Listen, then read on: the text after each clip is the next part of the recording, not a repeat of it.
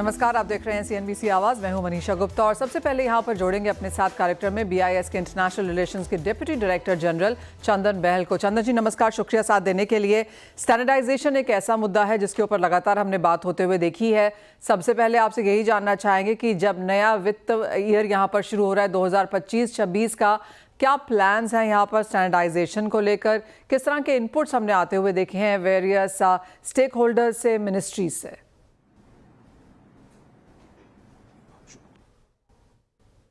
नमस्कार मनीषा जी, मुझे आपके प्रोग्राम में आमंत्रित करने के लिए धन्यवाद। और उससे भी बड़ा धन्यवाद आपको मानकीकरण जैसे अहम मुद्दे पर चर्चा करने के लिए। किसी भी देश को यदि विकसित देश बनना है तो उसको एक स्टैंडर्ड्स बेस्ड इकोनॉमी बनना ही पड़ेगा।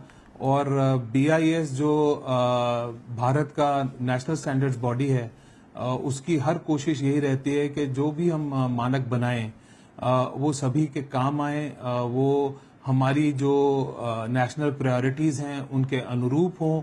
और इसी से हम हर स्टेक होल्डर से चर्चा करते रहते हैं। आपने जो अभी 2025-26 के वार्षिक कार्यक्रम के बारे में सवाल किया, मैं आपको बता दूं कि हमने अभी पिछले ही कुछ दिनों में, आपने खबरों में भी पढ़ा होगा कि हमने जितने भी हमारे मंत्रालय और विभाग हैं दिल्ली में भारतीय सरकार के, उन सभी से चर्चा करी ताकि हम जो 2025-26 का वार्षिक कार्यक्रम है मानकीकरण का, उसको हम फाइनलाइज कर सकें।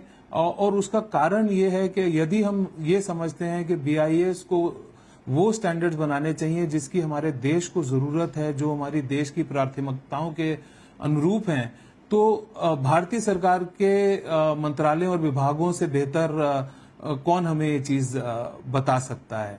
तो जो हमारा वार्षिक कार्यक्रम 2025-26 है जिसकी हम बात कर रहे हैं, ये इसको हम एनुअल प्रोग्राम ऑफ स्टैंडर्डाइजेशन कहते हैं।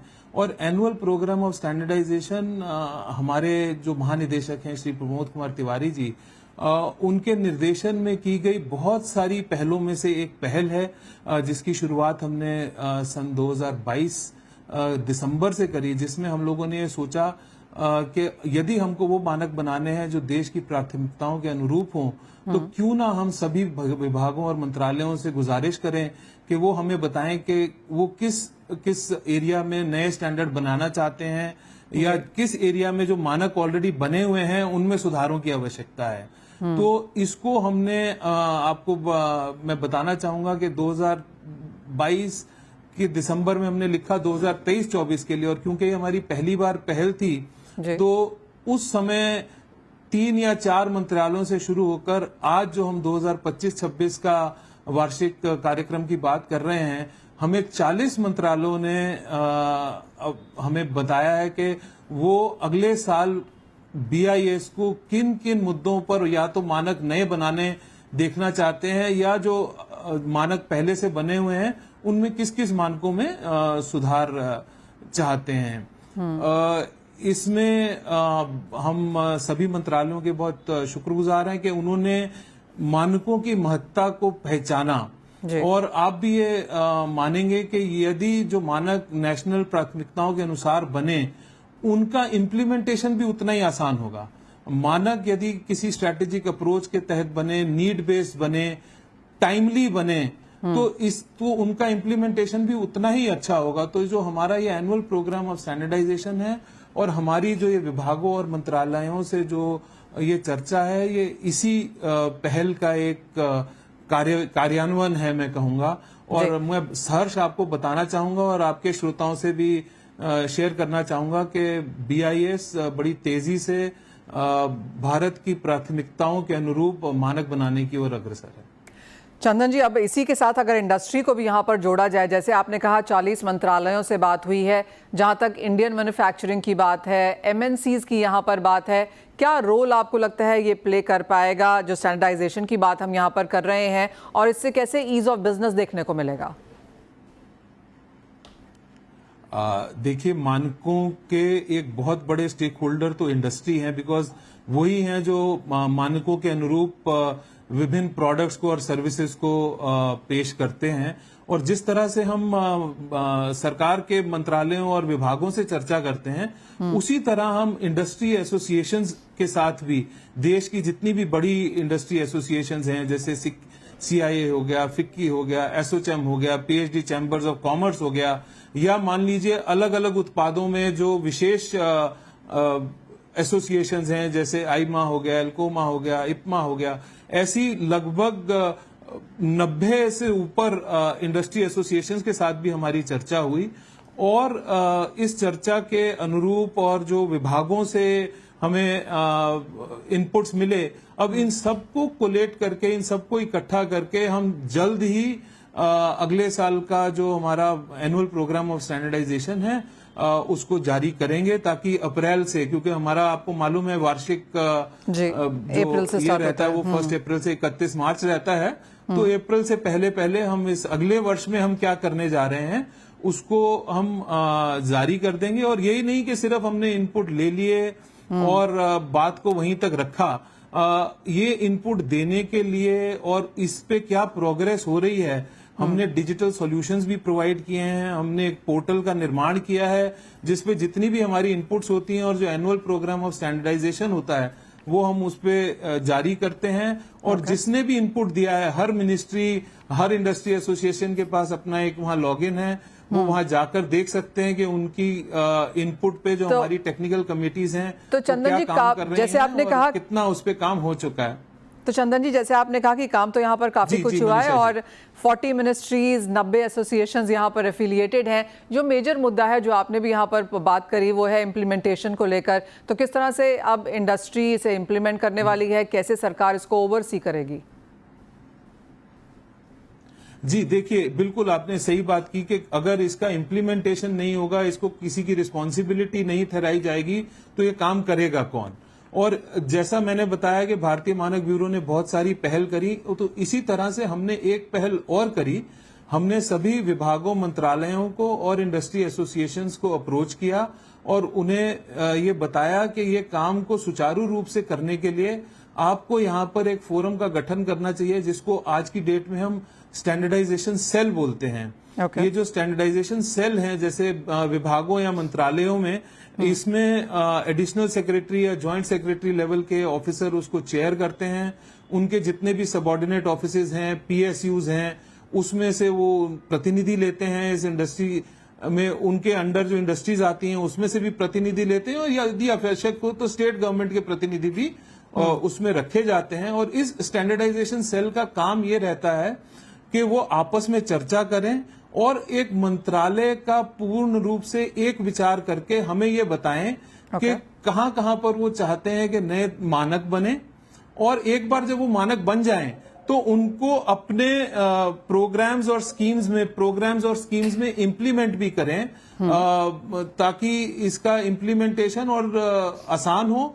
और आपको मालूम है कि आजकल भारतीय सरकार बहुत सारे स्कीम्स चला रही है। बहुत सारी स्कीम्स के अंदर बहुत सारे प्रोडक्ट्स का इस्तेमाल होता है, जैसे जन शक्ति मिशन है, वहां पे पाइप्स हैं, आपके स्टोरेज वाटर टैंक्स हैं, या और तरह के बहुत सारे जो मिशंस हैं उनमें बहुत सारे प्रोडक्ट्स वगैरह भी लेकर, उन प्रोडक्ट्स को क्वालिटी के पैकेजिंग को लेकर वो प्रोडक्ट्स क्वालिटी के अनुरूप बन सकें, और जो हमारा मेक इन इंडिया का और आत्मनिर्भर भारत का जो सपना है वो पूर्ण हो सके। मानक उसमें बहुत बहुत विशेष भूमिका निभा रहे हैं, और ये सभी के मिले जुले प्रयास हैं जिससे हम उस तरह। एक और चीज यहाँ पर कि जो सारे के सारे जो स्टैंडर्डाइजेशन या मानक यहाँ पर बनाए जा रहे हैं, ISO IEC स्टैंडर्ड से कितना मेल खाते हैं? क्या उसकी भी कोशिश की गई है कि हम इन दैट सेंस ऑल्सो सबके साथ यहाँ पर एफिलिएटेड रहें?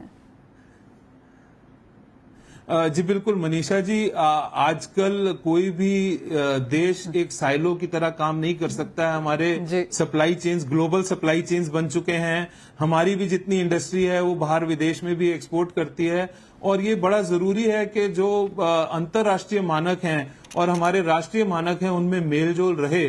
तो ये BIS की एक प्राथमिकता रहती है कि यदि किसी भी विषय पर अंतर्राष्ट्रीय मानक, स्पेशली जो ISO और IEC जिनका आपने जिक्र किया, जो कि विश्व के 2 अंतर्राष्ट्रीय मानक संस्थान हैं, इनमें जो मानक बनाए जाएं उसमें हमारे जो मानक हों वो हार्मोनाइज्ड हों। और मैं आपको बड़े सहर्ष बताना चाहूंगा कि जहां पर भी आईएसओ और आईईसी के मानक अवेलेबल हैं और वहां पर जहां बीआईएस के मानक अवेलेबल हैं, तो इसमें मोर देन 93% आपस में हार्मोनाइज्ड हैं। ऑलराइट, जो ये 6 या 7% मानक हैं जो कि हार्मोनाइज नहीं हैं, वो इस वजह से हैं क्योंकि हमारी अपनी कुछ विशेष रिक्वायरमेंट्स हैं, हमारी इंडस्ट्री की कुछ टेक्नोलॉजिकल एडवांसमेंट हैं, जिस वजह से वो 6 या 7% हार्मोनाइजेशन हम नहीं कर पाते हैं। बट अदरवाइज जहां पर भी जिस भी विषय पर आईएसओ आईसी मानक अवेलेबल हैं और बीआईएस मानक अवेलेबल हैं, वो 93-94% तक हार्मोनाइज। क्या बात है, बहुत बड़ा अच्छा नंबर है वो यहाँ पर।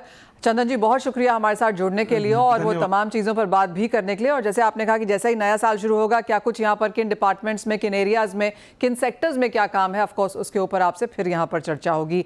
वेल, ये तो बात हुई सैनिटाइजेशन की और चंदन बहल जी हमें समझा रहे थे कि किस तरह से यहाँ पर सरकार के साथ, मिनिस्ट्रीज के साथ, एसोसिएशंस के साथ यहाँ पर जोरदार काम किया जा रहा है। लेकिन फोकस अब यहाँ पर गेहूं की तरफ डालेंगे, जहाँ पर ऑफ कोर्स जिस तरह के आंकड़े हमने आते हुए देखे हैं, थोड़ा सा वहाँ पर क्वेश्चन मार्क है। लेकिन बड़ी खबर ये है कि यहाँ पर अब आवक आनी शुरू हो गई है और सरकार ने गेहूं प्रोक्योर करनी भी शुरू कर दी है। Rural flower mills federation of India के वाइस प्रेसिडेंट रोहित खेतान अब हमारे साथ हैं। रोहित जी नमस्कार, शुक्रिया समय निकालने के लिए। आप सबसे पहले कैसे देखते हैं अब गेहूं की फसल को लेकर, क्या कुछ एक मत यहाँ पर आता हुआ नजर आ रहा है और किस तरह की आवकें हैं फिलहाल? नमस्कार मनीषा जी, धन्यवाद मुझे आज इस शो में बुलाने के लिए। जैसे कि हम लोगों ने वो गोवा कॉन्क्लेव में भी डिस्कस हुआ था हमारे कि we are heading towards the bumper crop. कोई भी तरह की हम लोगों को अभी भी हम लोग just very close to the pass ये फिनिशिंग लाइन है। और आशा है कि जैसा कि सरकारी आंकड़े भी बता रहे हैं और हमारे फेडरेशन की जो हमारी सर्वे है वो भी बता रही है that India is really heading for a bumper crop. तो 113, 14, 15 क्या है आपके नंबर्स? हमारे खुद के जो नंबर्स है दैट कम्स टू अराउंड 109.46। हमारी जो सेकंड एस्टिमेट आई है वो 109.85 से रिवाइज होके स्लाइट लोअर साइड पे आई है, but not very anything to worry because now it is 109.46। तो I think we should be very comfortable with the wheat production this year. Rohit ji, क्योंकि आवक आनी शुरू हो गई है और गेहूं के प्राइसेस अपने रिकॉर्ड हाई से भी थोड़े से यहाँ पर कमजोर होते हुए नजर आए हैं, अगर एक नियर टर्म और स्लाइटली लॉन्गर टर्म का यहाँ पर व्यू लें प्राइसेस पे, तो क्या कहेंगे आप? देखिए मनीषा जी, आवक पूरी तरह से एमपी की मंडियों में चालू हो गई है, गुजरात में, मध्य प्रदेश, ये महाराष्ट्र में और सदर्न राजस्थान में भी कोटा, बांदा, बुरी उस साइड में ये आवक आनी शुरू हो गई है। बिहार के भी कुछ पार्ट्स में आवक शुरू हो गई है और यूपी में भी आ गई है। तो लॉन्ग टर्म में हम ये देख रहे हैं कि एक बार पूरी तरह से अराउंड 10 to 15 अप्रैल के बीच में ये सारी फसल हर तरह से प्रोडक्शन जब आने लग जाएंगी तो कोई भी तरह से हम लोगों को अब सप्लाई लाइन में कोई तरह की दिक्कत नहीं आनी चाहिए।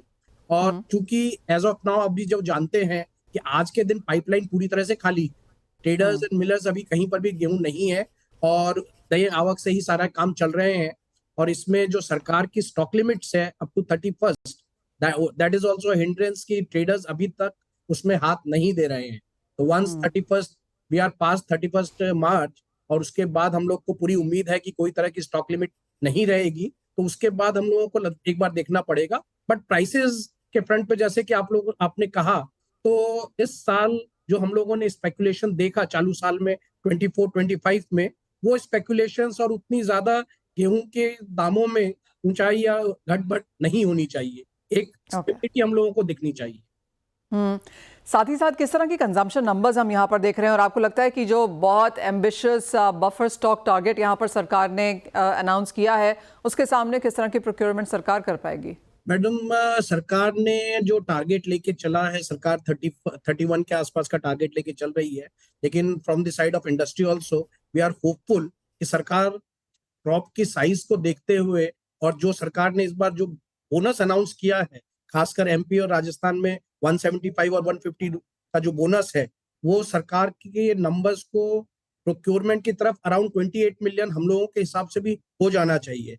और विद एक्स्ट्रा 3 to 4 मिलियन जो सरकार इस साल एक्स्ट्रा कैरी कर रही है, तो even with 28 million government should be comfortable with their stocks. Alright, तो बहुत बड़ी चिंता एज ऑफ यहाँ पर नजर नहीं आ रही है और जैसे रोहित जी कह रहे हैं 10 से 15 अप्रैल के बीच में यहाँ पर स्थिति और भी क्लियर होती हुई नजर आएगी। रोहित जी, तब आपसे फिर बात होगी। बहुत शुक्रिया आज हमारे लिए समय निकालने के लिए। वेल, इसी के साथ एक ब्रेक के लिए रुकेंगे। जब लौटेंगे तो जोड़ेंगे अपने एक्सपर्ट्स को अपने साथ, जानेंगे उनसे trading strategies.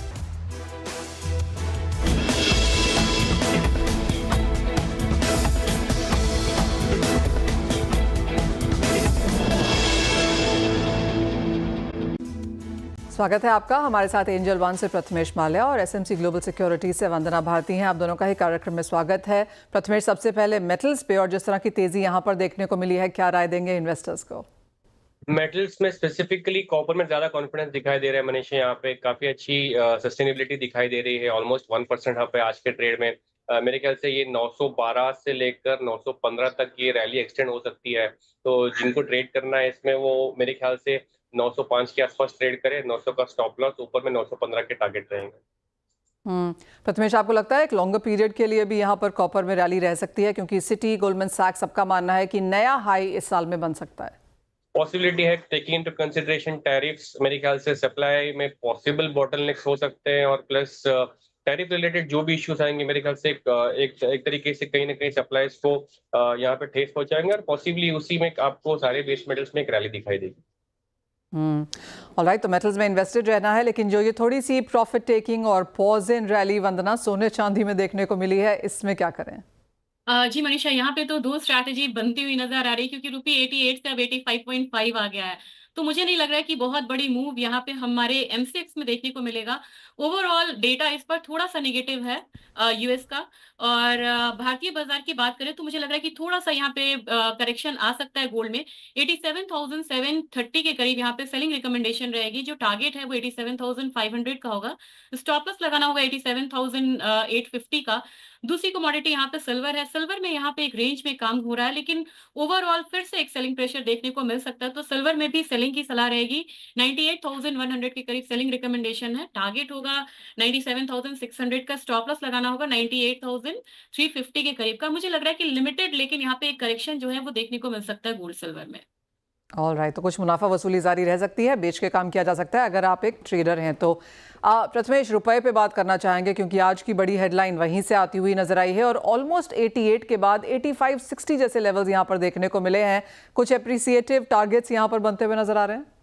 Possible Manisha, I think 88 से 85 वाला मूव जो है ये हालांकि सस्टेनेबल और स्टेबल होते हुए नीचे आया है, बट वोलेटिलिटी चलते हुए डॉलर इंडेक्स में वीकनेस मेरे ख्याल से क्लियरली डिफाइन हो रहा है कि रुपये का ट्रेजेक्ट्री जो है, हालांकि और एप्रिसिएशन का मूव है यहाँ पे और पॉसिबल है नेक्स्ट $85 जो है उस यहाँ पे स्टेबिलिटी 85 जो लेवल है वो वहाँ पे स्टेबिलिटी दिखाई देगी। डॉलर इंडेक्स के लिए नेक्स्ट लेवल 100 जो है मेक या ब्रेक सिचुएशन रहेगा और रुपये के लिए यहाँ पे 84.5 मेक या ब्रेक सिचुएशन रहेगा। ऑलराइट, तो यानी कि जो भी यहाँ पर इम्पोर्टर्स हैं और साथ ही साथ जिनको अपने बच्चों की फीस पे करनी है, ये लेवल्स को लॉक कर सकते हैं। एग्री की बात करेंगे वंदना, यहाँ पर किस तरह की टॉप ट्रेडिंग स्ट्रैटेजी है? मुझे लग रहा है मनीषा स्पाइसेस में एक्शन बैक है। यहाँ पे जीरा में यील्ड लॉस है 6% का और एक्सपोर्ट यहाँ पे बढ़िया हुआ है और चाइना से भी एक्सपोर्ट नंबर्स अच्छे आए हैं, तो इसका एक इम्पैक्ट आता हुआ दिख रहा है। 22,100 के करीब यहाँ पे बाइंग रिकमेंडेशन रहेगी जीरे में। एक पोजिशनल कॉल है 21,800 का। 22,800 का टारगेट होगा। स्टॉप लॉस लगाना होगा करीब करीब यहाँ पे 21,050 के करीब का। और मेरे ख्याल से दूसरी कमोडिटी यहाँ पे कैस्टर है। कैस्टर में अराइवल्स आ रहे हैं, लेकिन प्रोडक्शन जो है इस बार 10% कम होने की उम्मीद है। तो मेरे ख्याल से 63.25 के करीब बाइंग करनी चाहिए। 64.35 का टारगेट होगा। स्टॉप लॉस लगाना होगा 6300 के करीब का। ऑलराइट, तो वो सारी स्ट्रैटेजीज हैं एग्री और नॉन एग्री स्पेस में, जिससे आप फायदा उठा सकते हैं। बहुत शुक्रिया प्रथमेश, वंदना, आप दोनों का ही साथ जुड़ने के लिए। इसी के साथ एक ब्रेक का समय है। हम लौटेंगे तो लेकर आएंगे आवाज समाचार।